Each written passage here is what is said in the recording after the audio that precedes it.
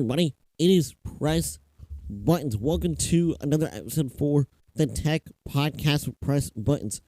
I am so glad y'all can be with me today. So today, it's been about a month, a little bit over a month, about a month and 6 days, that I got some technology for Christmas. I'm going to talk about it. This podcast is really just going to be focused on my iPhone 17 Pro, my Kindle Scribe, and then my HomePod Mini. I did get some other technology, I did get also a wireless CarPlay. I'll probably throw that in there too. And I also did get a power bank. I haven't really used it. I got an Anker power bank. Haven't really used it. I haven't really found a use for it yet, although I'm sure I probably will find a use for it at some point. But today is going to talk about, it's basically just a 1 year interview of the devices that I actually have. So we're going to kind of go over that in this podcast. So first we're going to talk about the iPhone 17. I love it, okay? I just geek out a lot when I get a new phone.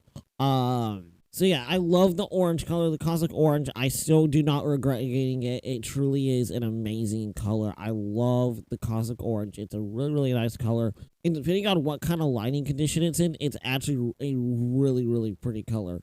And yeah, I just absolutely love this thing. This thing, they truly did an amazing job on this. Yeah, I love it. I love using the Apple Intelligence. I use it every day for the main Apple Intelligence I actually use is the Siri.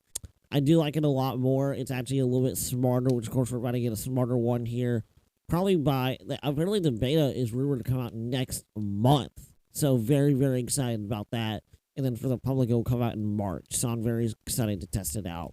And yeah, I don't use the camera control too much. I do need to take some more advantage of it because it's a literal physical button that's still on my phone that I haven't really messed with. Yeah, absolutely love this thing. Truly, and I also love the action button. The action button is also another great add-on with it. I still am needing to use or find another way to use it. Right now I have it to open ChatGPT. And I mean, I just don't see really a use for that. Yeah, I'm gonna go on YouTube and search up best ways to use the action button. I mean, I don't use it for silent. I don't want to use it for silent because I can just go on my control center and just do that. So I don't really see a reason putting it for silent. I want to find a unique shortcut or something I could do. Something I could actually do. I could put my mom or dad on speed dial or something with it. I don't know, which I think you probably can already do that with just an app icon, But anyway, that is something I would love. I'm going to need to research that. And of course, I will let y'all know, of course, what it will end up being. Yeah, love the iPhone. Love the iPhone 17 Pro. Definitely an upgrade. I've never owned a Pro phone before, so I'm glad I'm able to have a trio camera system.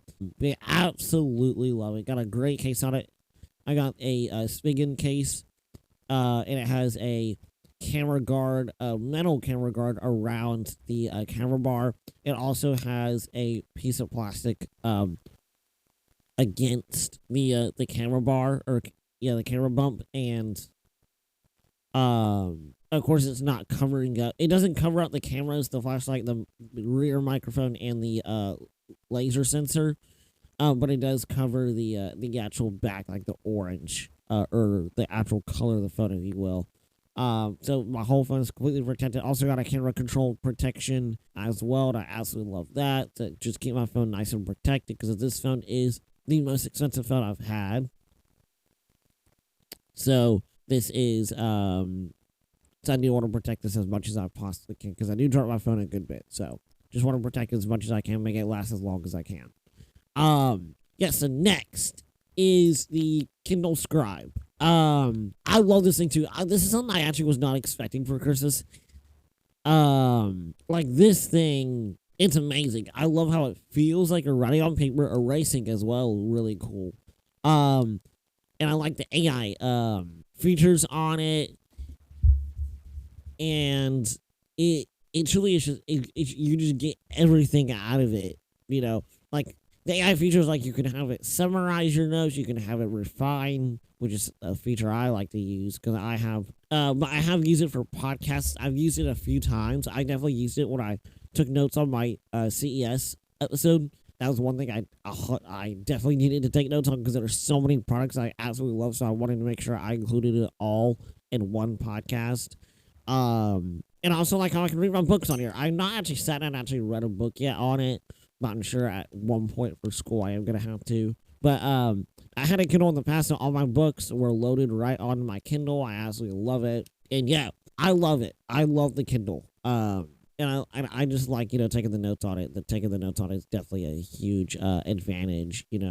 I do take notes on my computer more though because it's a keyboard and I'm able to do that. But I mean, this would be good for taking notes also. I wish there's one thing on there where you can actually you can buy like a keyboard for the Kindle Scribe, kind of like you do for the Remarkable. Like for the Remarkable, you could buy a keyboard and attach it, and then you can actually start typing instead of writing. That's something I wish they had, because I would definitely buy the keyboard if they actually end up doing that. Although I'm looking at Remarkable's website right now. Remarkable, oh my god, the Remarkable Paper Pro is $630, and the Type Folio, which is a case, it is $230, which I think is absolutely crazy. And I do have the premium pen as well for the Kindle Scribe, so I'm able to write, draw, or I'm able to erase, and also has a function button on it, so I can customize what I want the button to do. So then I wish, though, there are some advantages and disadvantages of the Kindle Scribe and the Remarkable. Remarkable, I can probably list a few more things that are better about the Remarkable than the Kindle Scribe. The Kindle Scribe, the Remarkable, they actually have a thing where you can look at all your notes in the cloud. All your notes are stored in the cloud. As of the Remarkable, as of the Kindle Scribe, it does not.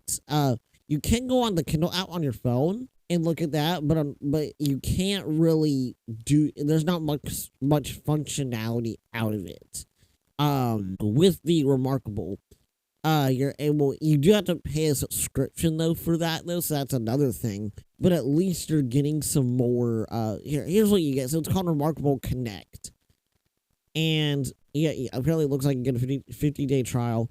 You can pay $30 a year it's $3.99 a month or $30 per year, which I think is crazy. It has templates for Remarkable methods. It can search your handwritten notes. It has unlimited cloud storage and create and edit in our apps. So you can basically create and edit on the Remarkable. And Remarkable does have several different tablets. So they have the Remarkable 2, the Remarkable Paper Pro, and the Remarkable Paper Pro Move, which is new.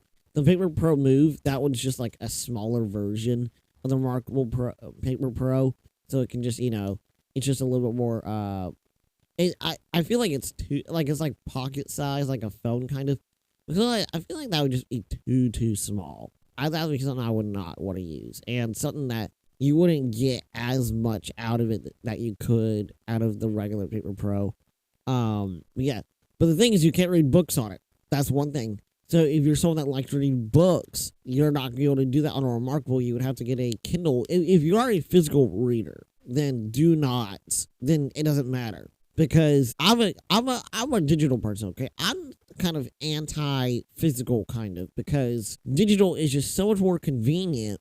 Like taking notes, for example. Like I use Google Docs for taking notes. I go on Google Docs to take notes, right? I can go anywhere. My computer, my phone, I can go on my tablet, although I don't have one. And I can access that Google Doc anywhere. For a Kindle, you're able to buy a whole bunch of books, okay? You can have a whole library of, let's say you're going on a trip, maybe you have a whole library of books that is going to fit. You have to squeeze all into your backpack.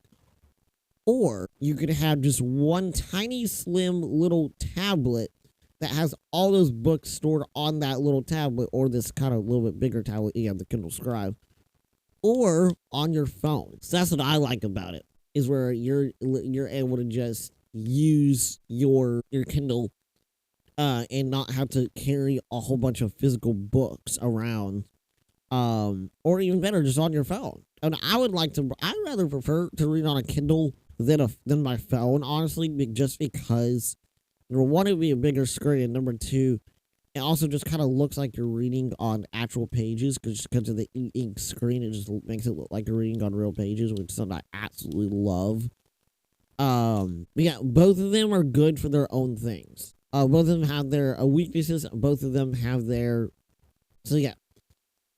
And last but not least, did get a, this is something else I was surprised about, is the HomePod Mini. Oh man, do I love this thing. This thing, I'm able to jam out on this thing. My grandfather, tells me that, he makes a surround, like quote unquote surround sound setup in his room, where he airplays his music to his HomePod, or from his iPhone to his HomePod. And he also airplays it. He has a Roku for in his bedroom, and the HomePod is in his bedroom as well.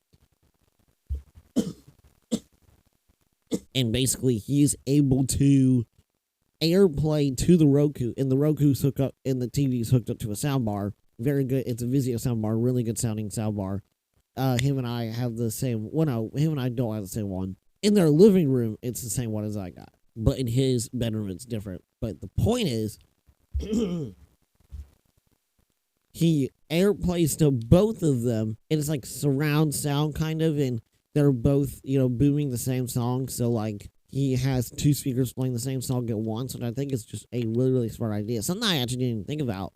But I love it. I love the handoff features. That's what I really like. The handoff features where you're playing a song on your phone, but want to listen to it on your HomePod.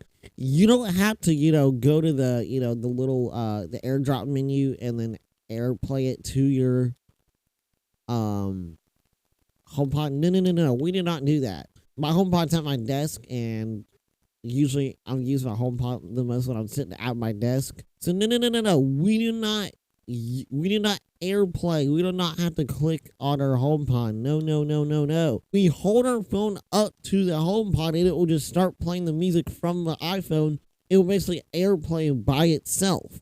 And I really, really like that.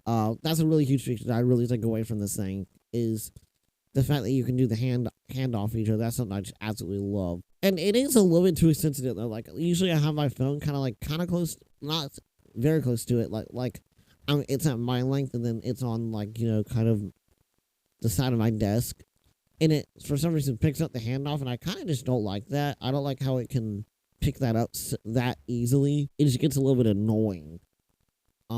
But anyway, that's really gonna be it, everybody. Thank you all so much for listening to the Tech Podcast Press Buttons, and I hope you all have a great day, everybody. Bye bye.